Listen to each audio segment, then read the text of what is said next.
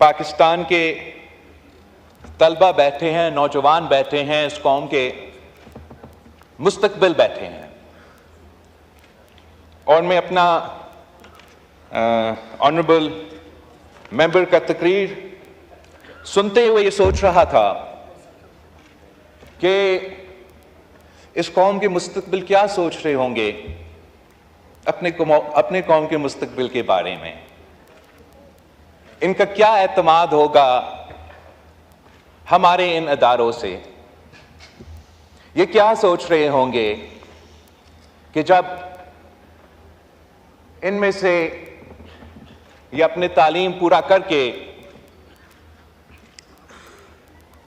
कोई डॉक्टर बनेगा, कोई लॉयर बनेगा, हमें देख के तो इनमें से एक भी सियासतदान नहीं बनना चाहेगा।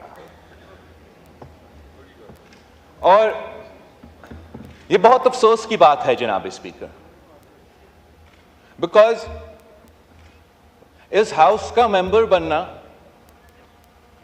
is a matter of prestige, it's a matter of honor, not only in our country, but any country that has democratic elections. वो इसलिए फख्र करते हैं जनाब स्पीकर कि अपने कौम के नुमाइंदे ने वोट डाल के उनको मुंतखब करके ये फैसला किया कि ये मेरे नुमाइंदे होंगे, ये मेरे फैसले करेंगे। और अफसोस के साथ जनाब स्पीकर मुझे ये कहना पड़ रहा है कि जो हमारे जिस तरीके से आज से नहीं कुछ अरसे से इस मुल्क में हम सियासत करते आ रहे हैं, हमने सियासत को एक गाली बना दिया है। अब हमने इसी सियासत से इन नौजवानों को रोजगार और तरक्की दिलवाना है। हमने इसी सियासत से मुआशी इंसाफ दिलवाना है। हमने इसी सियासत से हमारे अवाम को तहफ़्फ़ुज़ दिलवाना है, गुर्बत से निकालना है। हमने इसी सियासत से इस मुल्क को चलाना है।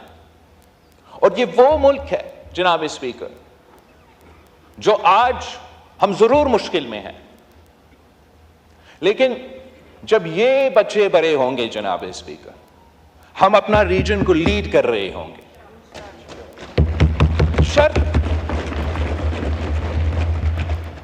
शर्त जनाब स्पीकर सिर्फ इतना ही है कि हम बाहर जो सियासत करें वो हमारा मर्जी, यहां आके हमारा एक जिम्मेदारी बनता है। हम इस मुल्क के इलेक्टेड नुमाइंदे हैं, पार्लियामान इस मुल्क का सुप्रीम इंस्टीट्यूशन है, और जिस आईन की वजह से यह इदारा और सारा मुल्क चलता है, उस आईन का बालादस्ती के बगैर ना ये इदारा चल सकेगा, ना कोई और इदारा चल सकेगा जनाब इसमें। और जब तक हम ये तय ना करें कि जलसे में आप जो कहे वो अपनी जगह, लेकिन अगर आप इस हाउस के मेंबर हो या किसी सूबाई असेंबली का मेंबर हो, किसी वफाकी ओहदा के जिम्मेदार हो या किसी सूबाई ओहदा की जिम्मेदारी आप संभाल रहे हो, तो आपकी अपने सियासत अपनी जगह, अपने वर्किंग रिलेशनशिप रखना है जिस काम के लिए आप मुंतखब हुए हैं, जिन लोगों की वजह से आज आपका हुकूमत खैबर पख्तूनख्वा में है, मेरी जमात का और मेरे इत्तेहादियों का हुकूमत सिंध और बलोचिस्तान में है, नून लीग का हुकूमत पंजाब और वफाक में है। हमें अपना जिम्मेदारी अदा करना पड़ेगा। अगर हुकूमत का सिर्फ काम यह होगा कि day to day fire fighting, और वो फायर फाइटिंग के बजाय हम उस आग पे मजीद तेल डालेंगे, तो आग का भी काम नहीं होगा। और अगर इनका सिर्फ यही जिम्मेदारी है कि गाली देना है, शोर शार करना है, बिलो द बेल्ट हिट करना है। तो जो जिम्मेदारी इनके पास है कि they have to hold the government to account, कि they don't have to just oppose us for opposition sake. लेकिन अगर ये कह रहे हैं कि आपका मुआशी पॉलिसी गलत है, आपका हुकूमत का पॉलिसी गलत है, आपका सिक्योरिटी पॉलिसी गलत है, तो फिर इनका क्या सोल्यूशन है? जो पॉजिटिव किरदार है ऑपोजिशन का, जो जिम्मेदारी है कि आप हमें बताएं हमारा मुआशी पॉलिसी अगर गलत है तो क्या करना चाहिए, हमारा सिक्योरिटी पॉलिसी क्या है, अब क्या करना चाहिए। अगर वो कंट्रीब्यूट नहीं करेंगे तो ना वो अपना जिम्मेदारी पूरा कर रहे हैं, ना वो अपना काम कर सकेंगे। मैं जानता हूं कि इनकी जमात के कारकुन इस बात पे ऑब्वियसली इमोशनल होंगे कि इनकी जमात के सियासतदान जेल में हैं।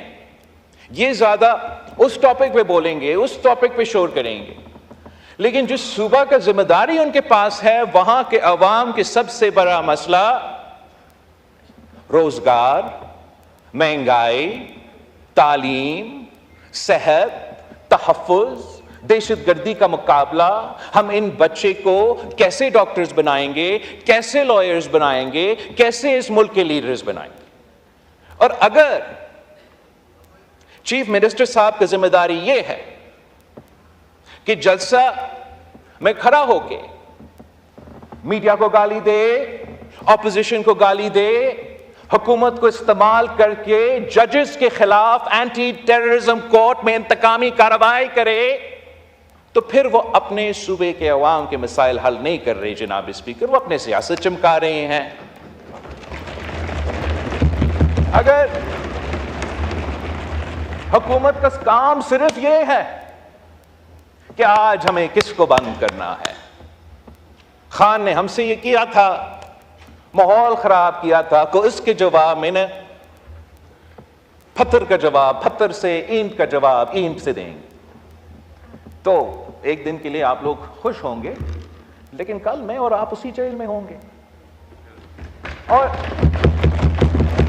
हम जब खान साहब वजीर आजम था, मेरा कोई जाती मुखालफत नहीं था, इतना ही था कि जो सिस्टम, जो आइन, जिस जमहूरियत के लिए मेरे जमात ने, मेरे खानदान ने कुर्बानियां दी हैं, उन्होंने इसलिए दिया था ताकि ये हाउस चले, ये जमहूरियत चले, ये पार्लियामान चले, और जो भी उस कुर्सी पे बैठे या किसी सूबा का कुर्सी पे बैठे वो अपने अवाम के मसाइल का हल निकाल सके। ये वजह था कि शहीद मोहतरमा बेनज़ीर भुट्टो और मियां मोहम्मद नवाज शरीफ साहब ने चार्टर ऑफ डेमोक्रेसी पे अग्री किया, 18वीं तरमीम पास किया, NFC अवार्ड में डेवोल्यूशन करवाया।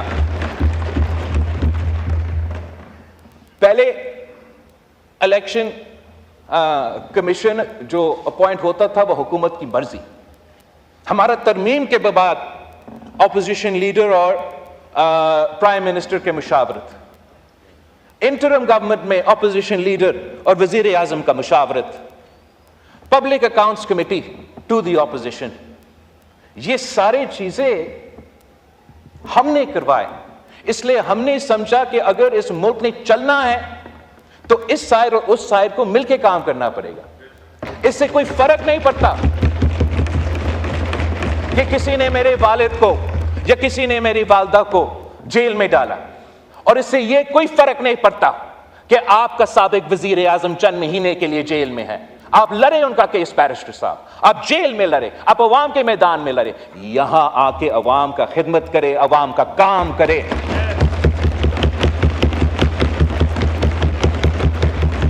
हजार इख्तलाफात आपका हो सकता है इसका हुकूमत का, ये सब जानते हैं। मैं इनके साथ मीटिंग्स में बैठता हूं, हमारा इख्तलाफ राय होता है, सियासत में होता है। हम सब ये इलेक्शन लड़े तो इस पॉइंट पे लड़े कि मुल्क में महंगाई है, महंगाई का मुकाबला करना है, अवाम को मुआशी इंसाफ दिलवाना है। और जहां हमने समझा कि तंकीद होना चाहिए, हमने भी तंकीद की। आप लोगों ने तो कोई मौका ही नहीं छोड़ा कि तंकीद ना करे। लेकिन अब वक्त आ गया है कि हम थोड़ा जायजा ले कि हुकूमत का परफॉर्मेंस इस बुनियादी इशू पे क्या है।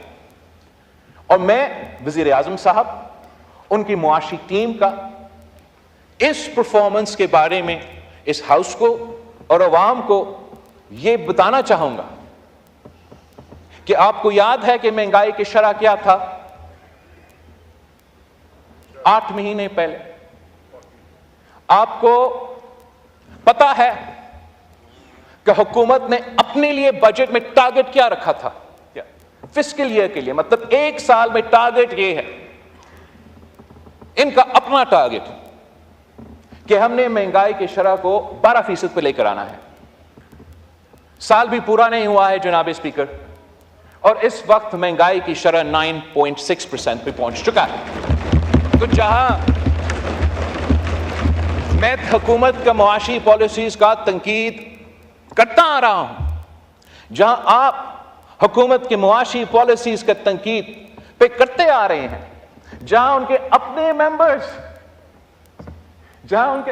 मेंबर्स हुकूमत की मुआशी पॉलिसी पे तनकीद करते आ रहे हैं, इस पूरा हाउस को, इस साइड को, उस साइड को इस बात की तारीफ करना चाहिए कि महंगाई कम होता नजर आ रहा है। और हुकूमत से हम सबको इनपुट देना चाहिए, तजवीज देना चाहिए, साथ देना चाहिए कि इस महंगाई को हम कैसे मजीद कम कर सकते हैं, हम कैसे इंश्योर कर सकते हैं कि ना हुकूमत से ना किसी और से ऐसा कोई गलती हो जिससे हमारा ये IMF के साथ और मुआशी जो प्रोग्रेस हो रहा है इसको नुकसान ना पहुंचा जाए। जनाब स्पीकर, जब आप 2008 से लेके 2013 तक इस हाउस में थे, हमने मिलके कंसेंसस के साथ, ऑपोजिशन के साथ इंगेज करके, उन लोगों के साथ इंगेज करके जिन्होंने मेरे वालिद को 11 साल जेल में कैद रखा, कोई सजा नहीं था, कोई कन्विक्शन नहीं, उन्हीं सियासी जमातों के साथ इंगेज करना पड़ा, लेकिन सबसे इंगेज किया, सिर्फ हमारे एहतियातियों से नहीं। और ऐसा कंसेंसस डॉक्यूमेंट लेकर आए जिससे हमने सूबे को मजबूत किए, पार्लियामान को मजबूत किया, अदालत को मजबूत किया। और इस कंसेंसस की वजह से मुल्क के अवाम को फायदा हो रहा था। इस कंसेंसस के खिलाफ एक मखसूस लॉबी मौजूद है जनाब स्पीकर, इस मुल्क के, आपको भी पता है, हम सबको पता है। वो कभी नहीं चाहेंगे कि ये कंसेंसस जारी रहे। और जब से वो चार्टर ऑफ डेमोक्रेसी का पे साइन हुआ, उसका अगला दिन उस चार्टर ऑफ डेमोक्रेसी को अंडरमाइन करने के लिए, इस कंसेंसस को उड़ाने के लिए, गैर जमहूरी कुव्वतों को मजीद स्पेस दिलवाने के लिए साजिशें शुरू हो गई जनाब स्पीकर। एक साजिश इस सूरत में, इफ्तिखार चौधरी की सूरत में, दूसरी किसी एक सियासी जमात को खास तौर पे इंटेलिजेंस इदारों के अफसरान ने सपोर्ट करके, बिल्ड करके हमारा सियासी निजाम को इस पॉइंट पे पहुंचाया है जनाब स्पीकर, कि जब पहले हमारे सियासी इख्तलाफात होते थे, मगर हम आपस में कौमी मफाद के इश्यूज में, अवाम के मफाद के इश्यूज में, आइन, जमहूरियत, पार्लियामान की बालादस्ती, इंसाफ दिलवाने के इश्यूज पे हम आपस में बात करते थे। अब तो हम हाथ मिलाने के लिए तैयार नहीं होता। अब ऐसे अगर चलना है, चलते रहेंगे। मगर अफसोस इन बच्चों के जिनके मुस्तकबिल हमारे हाथ में है और हम इनकी किस्मत के साथ खेल रहे हैं। जनाब स्पीकर, मैं हुकूमत वक्त से भी नहीं जनाब स्पीकर, मैं आपसे रिक्वेस्ट करता हूं कि इस हाउस को पहले फंक्शनल करे, फिर हम इस मुल्क को फंक्शनल कर सकें।